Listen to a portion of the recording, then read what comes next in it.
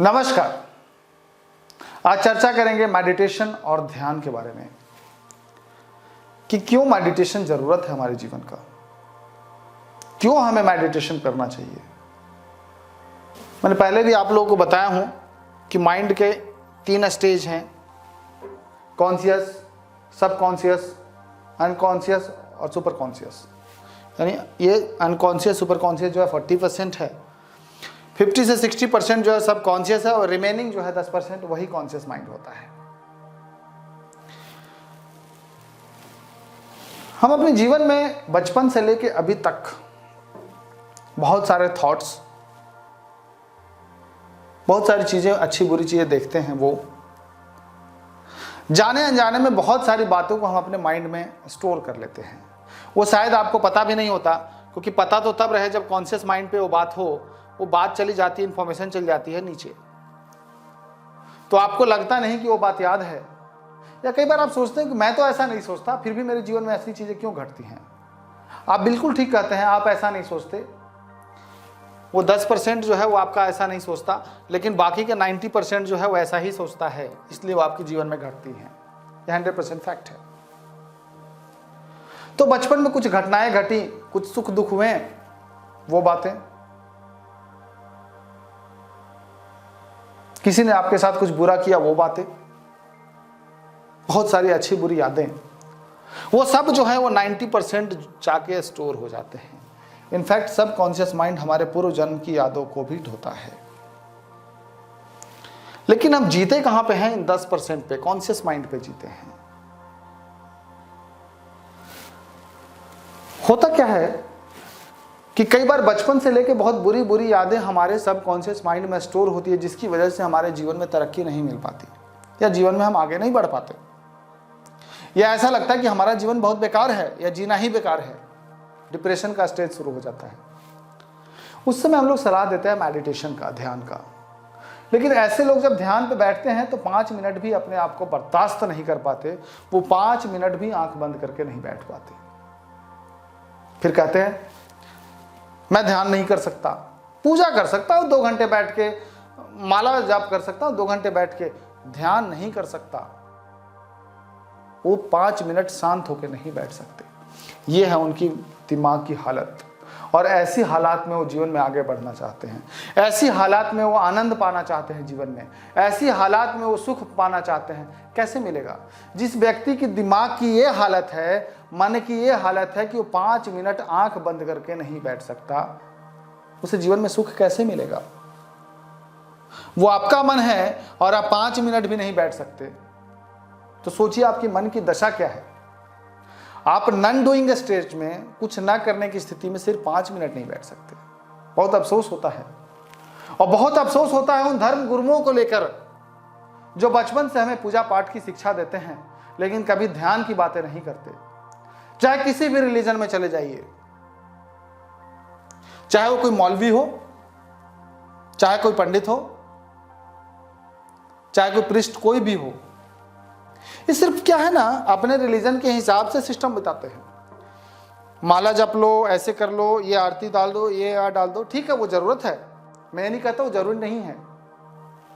आपके जन्म के बाद आप प्राइमरी एजुकेशन के लिए गए, मिडिल एजुकेशन के लिए गए, फिर आपने 10th क्रॉस किया, फिर आपने ग्रेजुएशन किया, फिर मास्टर डिग्री किया, आपने पूरी पढ़ाई करी, लेकिन आध्यात्मिक जीवन में कहां रहे आप? एक व्यक्ति जिसको प्राइमरी स्टेज में, मैं कहता हूं धर्म की जरूरत है, मैं कहता हूं पंडित के गाइडेंस की भी जरूरत है, मैं कहता हूं मंदिर में जाने की भी जरूरत है, प्रार्थना करने की भी जरूरत है, मदरसा में जो पढ़ाया जाता है सब जरूरत है, लेकिन वो प्राइमरी एजुकेशन है। आप ग्रेजुएशन कब करेंगे? आप अध्यात्म के मार्ग पे ग्रेजुएशन कब करेंगे?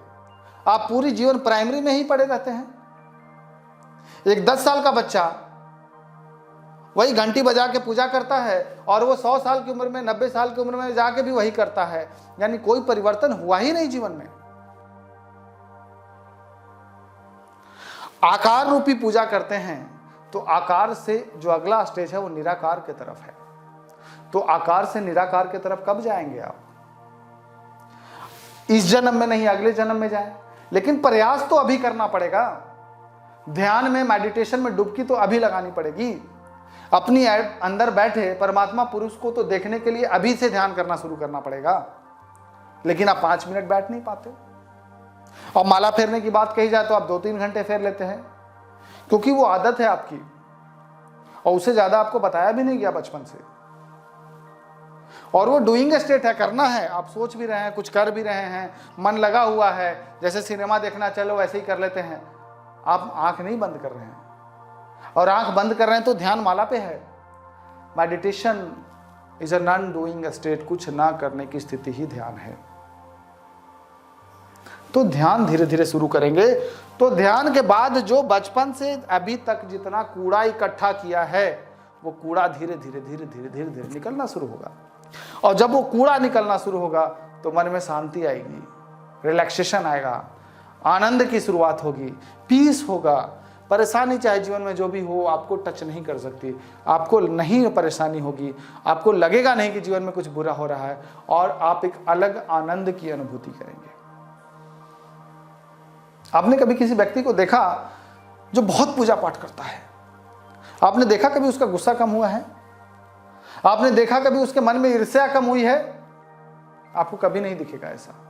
वो पूरी जीवन मंदिर धोता है, वो पूरा जीवन वो मस्जिद में 5 बार नमाज पढ़ता है, बट उसके अंदर की जो कमियां हैं, जो मन के अंदर जो विकार हैं, वो क्यों नहीं निकले? क्योंकि उसने ध्यान नहीं किया, उसने मेडिटेशन नहीं किया। इसीलिए तो जो संत हैं, बड़े बड़े जो संत होते हैं, आध्यात्मिक पुरुष हैं, उनके पीछे भीड़ देखेंगे तो कोई है ही नहीं। मुश्किल से 100 लोग उनके पीछे चलने को तैयार है। इतनी बड़ी आबादी में एक संत के पीछे 100 लोग जाने को तैयार है।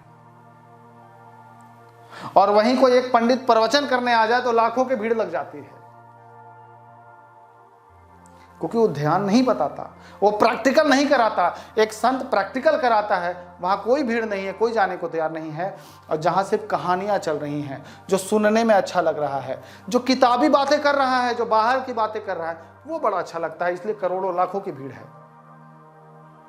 बट संत के पास नहीं है, क्योंकि संत ध्यान की बातें करेगा, संत मेडिटेशन की बातें करेगा, संत जीवन की यात्रा की बातें करेगा, संत आपको डुबकी लगाएगा, संत आपको अध्यात्म में तैरना सिखाएगा। तो तैरने सीखने को कोई तैयार नहीं है, और तैरने के किताब के बारे में प्रवचन देने वाले के पीछे लाखों की भीड़ है। तो मेडिटेशन हमारे जीवन का एक हिस्सा होना चाहिए। चाहे 15 मिनट, 5 मिनट नहीं बैठ पाते, 2 मिनट बैठिए।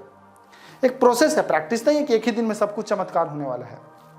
1 मिनट बैठिए, अगले दिन फिर बैठिए, करते करते करते करते एक ऐसा समय आएगा जब आप 2 घंटे 3 घंटे भी ध्यान के लिए बैठेंगे। एक प्रोसेस है, इस प्रोसेस के साथ जरूर करें।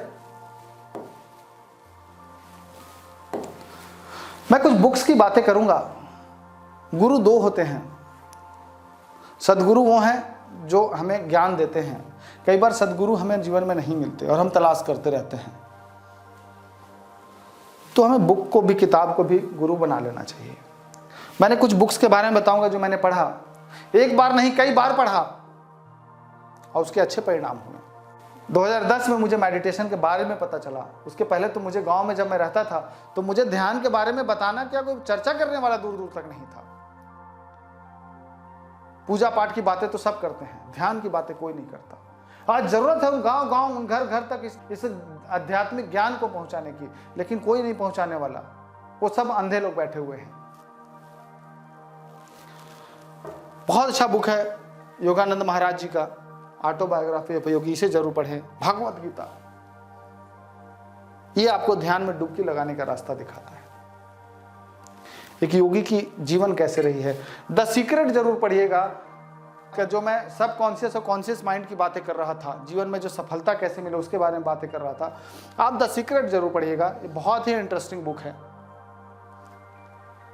बहुत अच्छी बुक लगी मुझे। The monk who sold his Ferrari, कि एक व्यक्ति अपनी फरारी बेच देता है और फिर इंडिया आके आध्यात्मिक जीवन शुरू करता है। तो पढ़िएगा कि फरारी किसी काम का नहीं है। नंगे आए थे और नंगे जाना है, बीच में फरारी सिर्फ एक साधन है, लेकिन जाने के बाद आगे क्या शुरू होगा वो बताएंगे श्री कृष्ण। वो आपको पढ़ने को मिलेगा इन किताबों में। विवेकानंद जी का ये किताब जरूर पढ़िएगा। अपने रिलीजन के बारे में।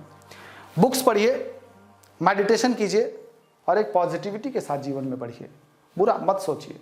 आपको लगता है आप दूसरे के बारे में बुरा सोच रहे हैं, आप पे इम्पैक्ट नहीं आएगा, आप गलत हैं, इसका इम्पैक्ट आप पे भी आएगा, इसलिए बुरा ना सोचें।